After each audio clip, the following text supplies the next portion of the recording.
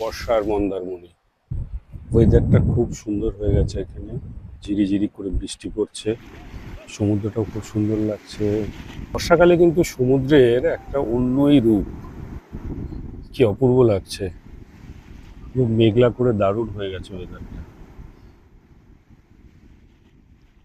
মনে হচ্ছে আরো বৃষ্টি হবে।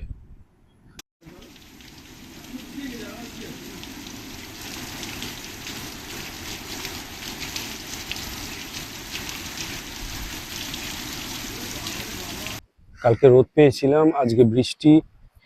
বর্ষাকালে কিন্তু অপূর্ব লাগে সমুদ্র, মানে যারা সমুদ্র ভালোবাসে। গতকাল একদম রোদ ঝলমলে দিন ছিল, রোদ ঝলমলে বলবো না, কিন্তু রোদ যথেষ্ট ছিল অ্যাটলিস্ট আমরা যখন স্নানে নেমেছিলাম। আর আজকে হচ্ছে বর্ষা, আমি নামিনি, দেবস্মিতা মা ওরা নেমেছিল স্নান করতে, এবং প্রচন্ড বৃষ্টিও পড়ছিল তখন, ফলে ওরা দুর্দান্ত এনজয় করেছে। আর আজকে আমি জাস্ট পুলে নামবো। আমি, বাবা আর কাকিমা বৃষ্টিতে ভিজে সমুদ্রে স্নান করে এসে আবার পুলে নামবো নামবো করছিলাম, কিন্তু পুল পরিষ্কার হচ্ছিল তাই আর নামা হলো না।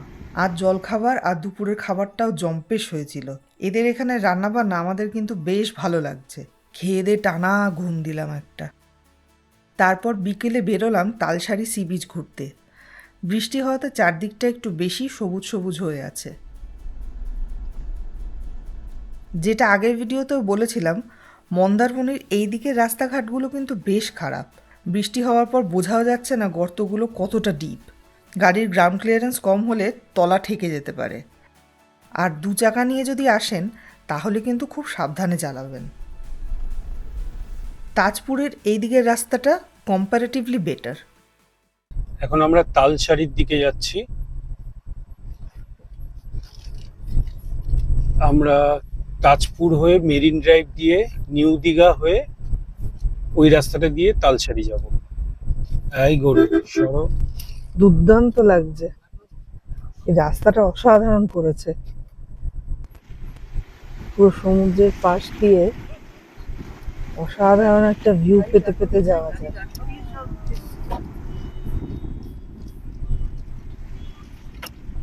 এই মুহূর্তে বড় গরুর উৎপাত, আর বর্ষার কারণে সমুদ্র বেশ ফুলে ফেপে উঠেছে। কেমন লাগছে তোমাদের সবার? খুব ভালো লাগছে। মজা লাগছে? হ্যাঁ, বর্ষার সময় কিরকম ফুলে পেঁপে উঠেছে সমুদ্রটা। রাস্তাটা দারুণ। যে কথাটা আগের ভিডিওতেও এখানে দিয়ে যাওয়ার সময় বলেছি, যখন এখানে এই রাস্তাটা তৈরি হয়নি তখন চারপাশটা খুব সুন্দর ছিল। বালির টিলা হয়ে থাকতো, ঝাউবনের জঙ্গল ছিল, মনে হতো একটা ভার্জিন প্রকৃতির মধ্যে আছি। কিন্তু সেই প্রাকৃতিক সৌন্দর্য তো আর নেই। এই রাস্তার ধারে অলরেডি হোটেল রিসর্ট হতে আরম্ভ করে দিয়েছে। গুগল ম্যাপে এটাকে বালিশাহী তাজপুর সি বিচ রোড বলে। আসলে এটাও part of Digha marine drive project. আমাদের একটা অদ্ভুতুরে চ্যানেল আছে, নোম্যাডিক রোলিং। সেখানে গিয়ে আপনারা এই মেরিন ড্রাইভের আনকাট ভিডিওটা দেখতে পারেন। ডেসক্রিপশানে ভিডিও লিঙ্কটা দেওয়া থাকবে। এই রাস্তাটা সোজা এখন শঙ্করপুর চলে গেছে। এই পিছনে সমুদ্র দেখা যাচ্ছে।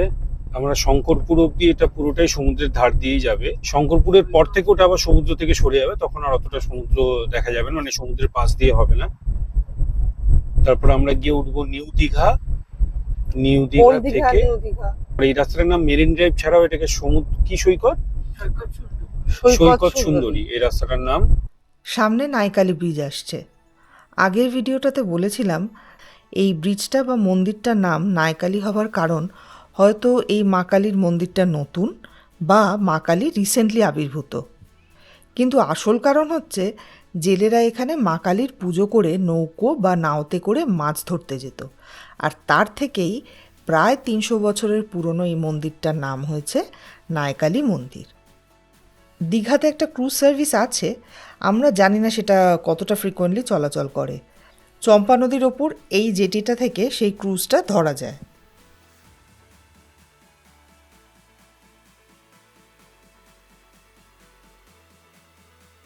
এই হচ্ছে সেই প্রায় ৩০০ বছরের পুরনো নাইকালি মন্দির। প্রচুর ট্রলার দাঁড়িয়ে আছে। আর ওই দূরে দেখা যাচ্ছে শঙ্করপুর বন্দর। যারা মাছ ধরতে যায় তাদের ট্রলার নৌকোর বন্দর ওটা। এই আমাদের যাযাবর। রাস্তাটার এই স্টেজটা খুবই সুন্দর। রাস্তাটার পাশ দিয়ে চম্পা নদী বয়ে গেছে। ট্রলারগুলো সমস্ত আইদার মাছ ধরে ফিরলো বা মাছ ধরতে যাবে। আর ওই দূরে যেটা নীল দেখা যাচ্ছে ওটাই হচ্ছে এখানে যত মাছ ওঠে সেগুলো নিলাম হয় সকালবেলা বা মাঝরাত্রে। কালকে দেখছিলেন এখানে কোনো জল ছিল না, এখন দেখুন কত জল। এই মেরিন ড্রাইভটা টোটাল 30 কিলোমিটার মতো লম্বা। আর এই অঞ্চলের ট্যুরিস্ট ডেস্টিনেশনস দীঘা, শঙ্করপুর, তাজপুর, মন্দারমণিকে কানেক্ট করেছে এই মেরিন ড্রাইভ। এই রাস্তাটায় খুব সুন্দর 3টে ব্রিজও আছে, নায়কালী, জলধা আর শৈল।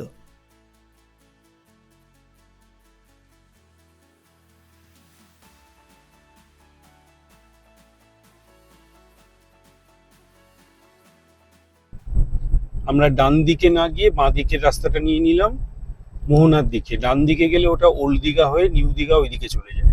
যাওয়া যাক, দেখা যাক কোথায় গিয়ে পৌঁছয়। এই রাস্তাটা একটা সুবিধা, বাসের ঝামেলা নেই এবং ট্রাফিকও কম।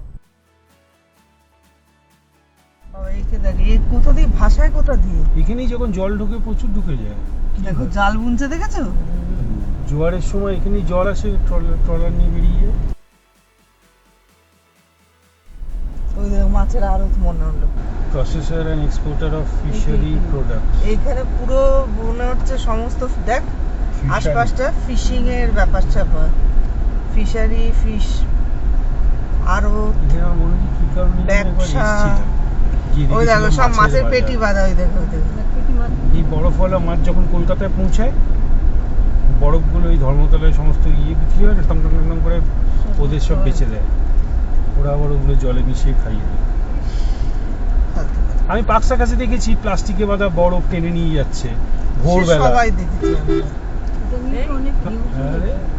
জানা আইস সাপ্লায়ার, কে আইস বিক্রি করে, কে মাছ বিক্রি করে। এই যে মোহনা ফিশ অকশন মার্কেট, এখানে অকশন হয়। এটাই ওখান থেকে দেখতে পাচ্ছিলাম, এই শেডটা সম্ভবত। হ্যাঁ, এই শেডটাই দেখতে পাচ্ছি। মাঝরাত থেকে ভোরবেলা এই জায়গাটার চেহারাই একদম অন্যরকম হয়ে যায়। যারা ছবি তুলতে ভালোবাসে তারা খুব ইন্টারেস্টিং ছবি পাবে সেই সময়।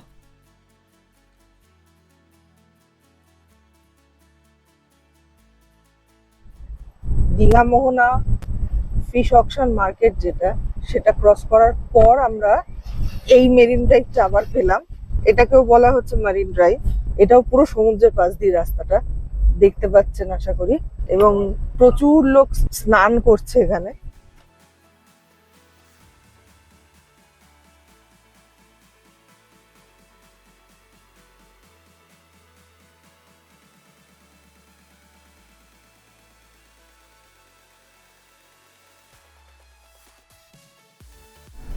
আমরা তো সিওকে সামনে গিয়েই পড়বো, ডান দিকে সিওকে পেছন দিয়ে যাচ্ছি বেসিক্যালি।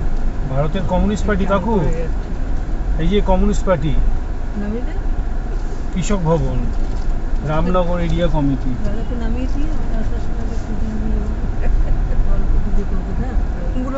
মানে স্বামী ছিল মনে হয়। একটাই তো সিও সৈকত আবাস, সেই দুটোই তো ডিরেক্ট সরকারের।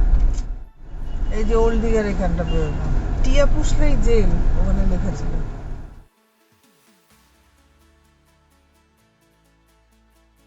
এই আমরা বেঙ্গল ক্রস করে উড়িষ্যাতে ঢুকে পড়লাম।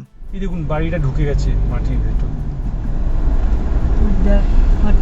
বাড়িটা কেমন উপরে উঠে গেছে। তালসারি বীচ যাওয়ার জন্য এখান থেকে বাঁদিক যেতে হবে। এখন এই রাস্তাটায় প্রচুর টোটো, অটো চলছে, ফলে দীঘা থেকে খুব তাড়াতাড়ি আরামে এই দিকটা ঘুরে যাওয়া যায়। আমি যখন ছোটবেলায় আসতাম তখন পায়ে টানা ভ্যান রিক্সা চলতো। চন্দনেশ্বর মন্দিরটাও এখানেই। দীঘা ঘুরতে এসে প্রচুর মানুষ এখানে পুজো দিতে আসেন। মা, এই যে এসেছিলেন না মা? ভুলে গেছি। তালসারি ঘুরে আমরা রিসর্টের দিকে রওনা দিচ্ছি। এই ভিডিওটা লম্বা হয়ে যাবে, তাই এখানকার ঘোরার গল্প আমরা নেক্সট ভিডিওতে করব। আজ দাদাই মানে আমার দিদার মৃত্যুদিন, তাই যাবার পথে আমরা একবার চন্দনেশ্বর মন্দিরে দাঁড়িয়ে একটু পুজো দিলাম। অল্প অল্প মেঘ থাকায় আকাশটা বেশ সুন্দর হয়েছিল। এখানে খুব মজা হয়েছে। প্রথমে ঢুকে 20 টাকা না, প্রথমে ঢুকে মোমবাতি বা প্রদীপ। কি জাল, মানে পুজো দেওয়ার আগে বলে টাকা। তুই কি বললি? আমি আর কি বলবো? 50 টাকা 50 টাকার বদলে 70 টাকা নিল, মানে এই ঝুড়িটার দাম ওইটা 70 টাকা নিল না? হ্যাঁ, ওই 20 টাকার ঝুড়ি। তাহলে তারপরে ওই পুরোহিতের কাছে গিয়ে সে আবার বলে 50 টাকা না হলে পুজো হবে না। আমি 11 টাকা 11 টাকা বার করে দিতে গেছে বলে 50 টাকা। সে হলো আবার ওদিকে যেখানে ধূপ দিতে বলছে ওইদিকে ধূপ দিন, ওইদিকে ধূপ দিন, ঠিক আছে, ধূপ ওদিকে দিতে গিয়ে সে বলে 50 টাকা। সে বলে 50 টাকা। বাবা তাকে খাই মাই করে একবার তাড়িয়েছে। তার বুড়ো হয়ে গেছে, এখন আশীর্বাদ করতে এসছে। আমি তো খালি পায়ে দাঁড়িয়েছিলাম, মা তো আমার চোখে পড়ে গেছে, আমার জুতোটা কোথায়? পিছনে রেখে দিয়েছি। শ্লোকা শ্লোকা এই জায়গায় চায়ের এইখানটা বেশ ফাঁকা ফাঁকা। এটা তো চায়ের দোকান নাকি? এই তো চায়ের যুব দোকান, আবাস। এই যে চায়ের দোকান। এই যে কেটলি বেটলি রাখা, এই জায়গায় ফাঁকা হয়েছে আরামসে দাঁড়িয়ে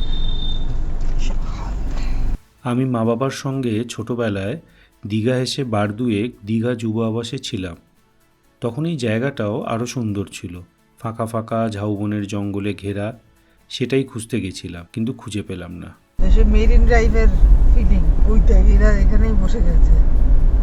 কারা? কয়েকজন মহিলা ফ্যামিলি, গ্রামের না? গ্রামের নয়, টুরিস্ট, একেবারেই গ্রামের না। তরঙ্গমালায় তরঙ্গ দিয়ে লোক আসছে, এই দেখ গাড়ি দাঁড়িয়ে আছে। আমরা রিসর্টে পৌঁছে খেয়ে দিয়ে অনেকক্ষণ ধরে আড্ডা মারলাম সুশান্ত কাকুর সঙ্গে। এই অঞ্চলের পুরনো গল্প জানতে হলে একে অবশ্যই জটায়ুর ভাষায় কাল্টিভেট করুন। আছে তার বড় টাইম, আর এই মাঠ নয়, ওই সামনে প্রাইমে। আর 11,000 রুম হচ্ছে দোতলা, 3তলা 11, আর 7, 8, 11,000।